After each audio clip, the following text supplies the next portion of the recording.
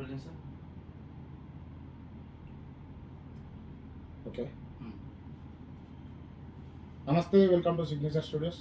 మరి మనతో అయితే ప్రస్తుతం విజయ్ భాస్కర్ గారు అయితే ఉన్నారు. మరి నిన్న జరిగినటువంటి విషయాన్ని చూసుకుంటే తారక రత్న గారు మరి గుండెపోటుతో కొన్ని రోజులుగా హాస్పిటల్లో చికిత్స పొందుతూ నిన్న మరణించడం జరిగింది. దానికి సంబంధించి అసలు ఎందుకు అలా జరిగింది అన్న విషయాలపై ఒకసారి మాట్లాడడానికి అయితే మనతో ఉన్నారు. సార్ నమస్తే. నమస్కారం. Doctor Vijay Bhaskar, chairman ethics committee, clinical research and trials, Hyderabad. ఏదైతే మనం తారక్ ఏదైతే యువగలం పాదయాత్రలో కొంత దూరం వెళ్ళిన తర్వాత హఠాత్తుగా కింద పడిపోవడం, దాన్ని హార్ట్ స్ట్రోక్గా భావించి ఇమీడియట్లీ 45 నిమిషాలు రీసెసిటేషన్ చేసి గుండె కొట్టుకునే విధంగా ఏదైతే ఎంబోలైజేషన్ డ్రగ్స్ ద్వారా చేయడం ద్వారా వారిని బెంగళూరు నారాయణ వృధాలయకి షిఫ్ట్ చేయడం జరిగింది. సో ఆ ప్రాసెస్లో 3 నిమిషాలు పైబడి ఆక్సిజన్ బ్రెయిన్కు అందకపోతే బ్రెయిన్ డెత్ అయ్యే ఆస్కారం ఉంది. కాబట్టి మోస్ట్ ప్రాబబ్లీ వారు బెంగళూరు షిఫ్ట్ అయినా కూడా కార్డియాక్ స్టెబిలైజేషన్ జరిగింది. మాకు తెలిసిన విషయాల ప్రకారం వారికి కార్డియాక్ స్టంటింగ్ కూడా జరిగినట్టుగా భావించడం జరుగుతుంది.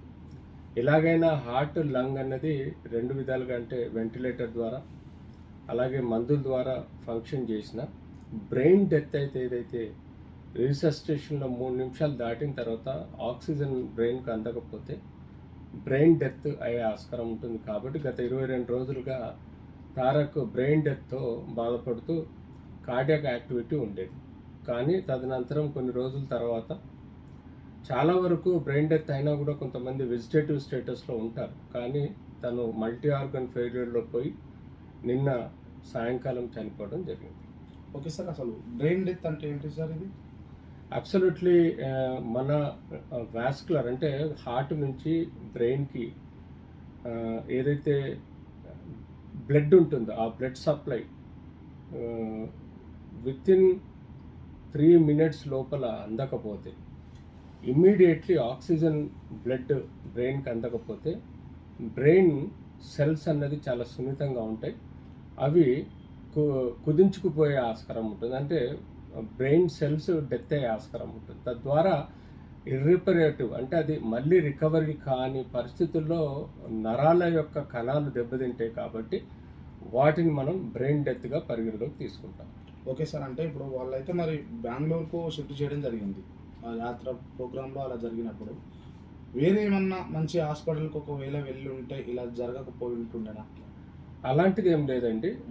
మనకు ఎప్పుడైతే ఆయన స్ట్రోక్ వచ్చి అది కార్డియాక్ స్ట్రోక్గా భావించడం జరిగింది. అరెస్ట్ అంటే కంప్లీట్ ఇర్రికవరబుల్ ఉంటుంది. స్ట్రోక్ కాబట్టి హార్ట్ అటాక్ అంటాము. తద్వారా వాళ్ళు ఇమ్మీడియట్లీ ఎంబోలైజేషన్ చేసి స్ట్రెప్టోమైసిన్ ఇంజెక్షన్ ద్వారా గుండె యొక్క సరఫరాని కుదించారు. తద్వారా వాళ్ళు ఏం చేశారంటే అక్కడ ఎమర్జెన్సీగా గొంతులో పైపేసి ఆక్సిజన్ సప్లై కంటిన్యూస్గా పెట్టి వారిని మెకానికల్ వెంటిలేటర్ ద్వారా నారాయణ హృదయాలయ షిఫ్ట్ చేసినారు. నో డౌట్ వారు చేసిన ఎమర్జెన్సీ రీసెసిటేషన్ బాగానే ఉంది. అక్కడ నుంచి బెంగళూరు నారాయణ హృదయాలయ షిఫ్ట్ చేయడం, అది కూడా మెయిన్ కార్డియాక్ సెంటర్. కానీ అన్ఫార్చునేట్లీ ఈ లోపలనే బ్రెయిన్ డెత్ అవ్వడం కారణం ఏంటంటే రీసెసిటేషన్ చేసే సమయంలో 3 నిమిషాలు దాటితే, ఆక్సిజన్ అందక దాటితే ఆ తర్వాత బ్రెయిన్ రికవరీ అనేది చాలా అరుదుగా ఉంటుంది.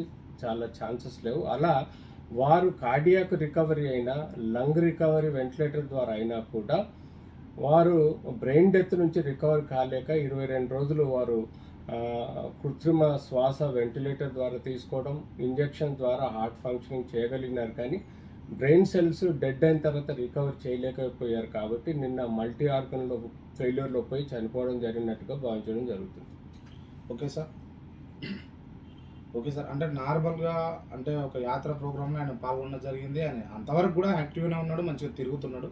ఉన్నట్టుండి అలా స్ట్రోక్ వచ్చే ఛాన్సెస్ ఎటువంటి సిచ్యువేషన్స్లలో ఉంటాయి? ఈ మధ్యకాలంలో మీరు చూడండి, బెంగళూరులో రాజ్ కుమార్ అనే యాక్టరు, మొన్న గౌతమ్ రెడ్డి ఎవరైతే మినిస్టర్ ఉన్నారో వారు, ఇప్పుడు వీళ్ళంతా 40 to 50 ఏజ్ మధ్యలో ఉన్న యూత్, అంటే కొంచెం అబోవ్ యూత్, తక్కువ ఉన్న ఏజ్ వాళ్ళు.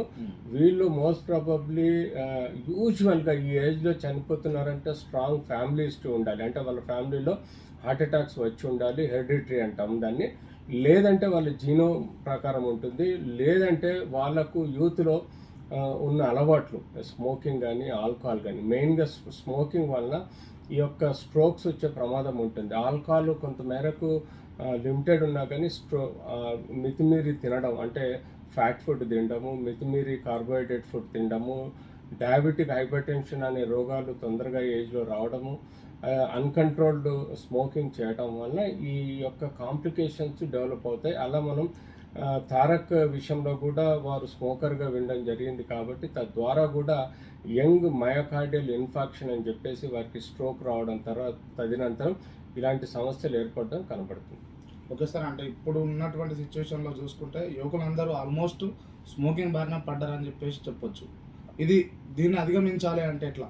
అబ్సల్యూట్లీ స్మోకింగ్ గురించి మనం రోజు పత్రికల్లో వస్తున్నాయి, మీడియా వస్తుంది. Smoking is injurious to health. అయినా కూడా ఫ్యాషనబుల్ కోసము, స్ట్రెస్ కోసము, ఏదో ఆఫీషియల్స్లలో వర్క్ ఒకరిని చూసి ఇంకోరిని నేర్చుకోవడం కోసము స్మోకింగ్ అనేది స్ట్రెస్ రిలీవర్గా నమ్మి కొంతమంది యువకులు స్మోకింగ్కి అలవాటు పడుతున్నారు. Absolutely smoking is worst thing which is ఉన్న వాటిల్లో లంగ్ క్యాన్సర్సే కాదు, మీకు ఇలాంటి స్ట్రోక్స్ కూడా ఏర్పడే ఆస్కారం ఉంటుంది. కాబట్టి ఆల్కహాల్ కన్నా smoking is most dangerous. Alcohol కనీసం ఒక పెగ్గుకు లిమిటెడ్ అయితే అది కార్డియో ప్రొటెక్టివ్ ఉంటుంది, కానీ ఒక పెగ్గుకు మించి ఎక్కువ పెగ్స్ తీసుకోవడం వల్ల లివర్ డ్యామేజ్ అయిపోయి ప్యాంక్రియాస్ డ్యామేజ్ అయ్యి తదనంతరం హార్ట్ డ్యామేజ్ అయ్యే ప్రమాదం ఉంటుంది. సో ఇలాంటి చెడు అలవాట్లకు దూరం అవ్వాలి. ఎలాంటి కోమార్బిడ్ డిజీజ్, బీపీ, షుగర్లు రాకుండా చూసుకోవాలి. అప్పుడే మనకు ఇలాంటి కాంప్లికేషన్స్ రాకుండా ఉంటాయి.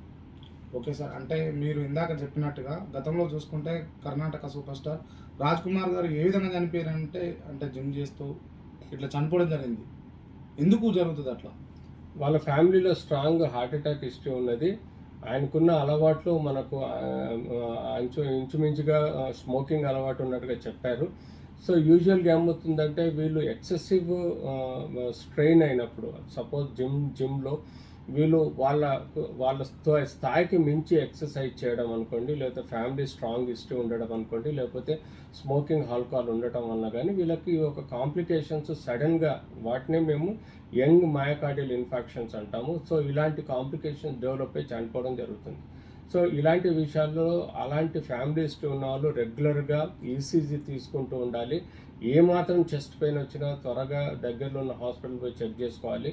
నెగ్లెక్ట్ చేయకూడదు. చిన్నగా చెమటలే అనుకోవడము, లేకపోతే కొంచెం అల్సట అనిపించడము, లేకపోతే ఛాతిలో యాసిడ్ అంటే గ్యాస్ట్రైటిస్ లాగా నొప్పి అనుకోవడం, మిస్అండర్స్టాండ్ చేసుకోవడం వల్ల కూడా ఇలాంటి హార్ట్ అటాక్స్ వచ్చే ప్రమాదం ఉంటుంది. కాబట్టి ఇలాంటి హిస్టరీ ఉన్న వాళ్ళు కంపల్సరీ కేర్ తీసుకోవాల్సిన అవసరం ఉంటుంది.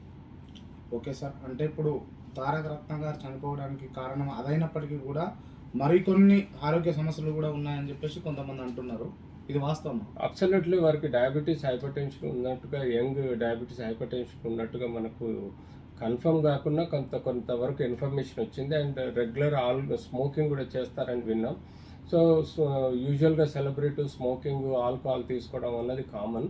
సో అలాంటి యంగ్ పర్సన్స్లో ఫ్యామిలీ ఇష్యూ ఉండి, లేకపోతే ఇలాంటి కోమార్బిడ్ డిజీజెస్తో పాటు స్మోకింగ్, ఆల్కహాల్ ఉండటం వల్ల ఇలాంటి స్ట్రోక్ వచ్చే ఆస్కారం కూడా ఉంటుంది. కాబట్టి అలాంటి అలవాట్లు ఉన్న వాళ్ళు రెగ్యులర్గా ఇయర్లీ వన్స్ కార్డియాక్ చెకప్ చేసుకొని, అవసరం ఉంటే సిటీ యాంజియోగ్రామ్ చేసుకొని వాళ్ళు అంటే ఈవెన్ బేసిక్ ఈసీజీలో తెలియకపోయినా సమ్ టైమ్స్ 2D ఎకోలో ట్రెడ్మిల్లో తెలుస్తుంది. అది తెలియకపోతే కనీసము బేసిక్ సిటీ యాంజియోగ్రామ్ లాంటివి చేసుకుంటే, సింపుల్ టెస్ట్ అది, ఆ టెస్ట్ చేసుకుంటే వాళ్ళకు ఇలాంటి పాసిబిలిటీ ఉందా లేదన్నా తెలిసేసి వచ్చింది. కాబట్టి అబోవ్ 30-35 ఉన్నవాళ్ళు, బీపీ షుగర్ ఉన్నవాళ్ళు, స్మోకింగ్ ఆల్కహాల్ ఉన్నవారు ఇలాంటి టెస్టులు చేసుకుంటే తప్పనిసరిగా వాళ్ళు ప్రొటెక్ట్ చేసుకోవచ్చు.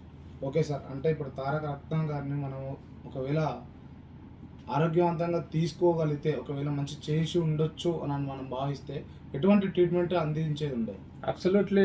ఏదైతే ఇప్పుడు నారాయణ హృదయాలయ అనేది స్పెషాలిటీ హాస్పిటల్ అండి. Definitely hopes for the best. బాగానే అకార్డింగ్ టు ద ప్రోటోకాల్స్ వాళ్ళు ట్రీట్మెంట్ ఇచ్చుంటారు. బట్ అన్ఫార్చునేట్లీ ఆయనకు డెవలప్ అయిన కాంప్లికేషన్స్ బట్టి డెత్ అయింది. అంతకు మించి మనము ట్రీట్మెంట్ అందలేదు, సరైన ట్రీట్మెంట్ లేదు అని చెప్పుకోవడానికి ఇక్కడ ఆస్కారం లేదు. అంటే దాదాపు 22 రోజుల వరకు మరి హాస్పిటల్లో ఉండడం జరిగింది కదా, ఎంతవరకు రికవర్ అయ్యే ఛాన్సెస్ లేకపోయిండేనా? యూజువల్గా హార్ట్ లంగ్ రికవర్ అయ్యి వెంటిలేటర్ మీద ఉన్న వాళ్ళు, బ్రెయిన్ డెత్ అయిన వాళ్ళు ఎప్పుడైతే హార్ట్ పనిచేస్తుందో ఆబ్వియస్గా లంగ్ వెంటిలేటర్తో పనిచేస్తుందో వాళ్ళని బ్రెయిన్ డెత్ అయిన వాళ్ళని ఈవెన్ నెలలు కూడా మనం చూస్తాము. 6 నెలల వరకు ఇలాంటి బ్రెయిన్ డెత్ వాళ్ళని చూసాము. ఆ తర్వాత కూడా వెజిటేటివ్ స్టేటస్లో ఇంట్లో అచలనంగా ఉండడం కూడా మనం చాలామందిని చూసాం. బ్రెయిన్ డెడ్ అయిన వాళ్ళు ఎన్ని రోజులు బతుకుతారని చెప్పడానికి ఆస్కారం లేదు. యూజువల్గా వాళ్ళకు యంగ్ పర్సన్స్ అయ్యి ఉండి కొంచెం వేరియబుల్ ఉంటే హార్ట్ లంగ్ బాగా పనిచేస్తే బ్రెయిన్ డెత్ అయిన వాళ్ళు కూడా ఎక్కువ రోజులు బతికిన రోజులు కూడా మనం చూసిన కేసెస్ ఉన్నాయి. ఓకే, ఒక్క నిమిషం. ఇంకేమైనా క్వశ్చన్ రైజ్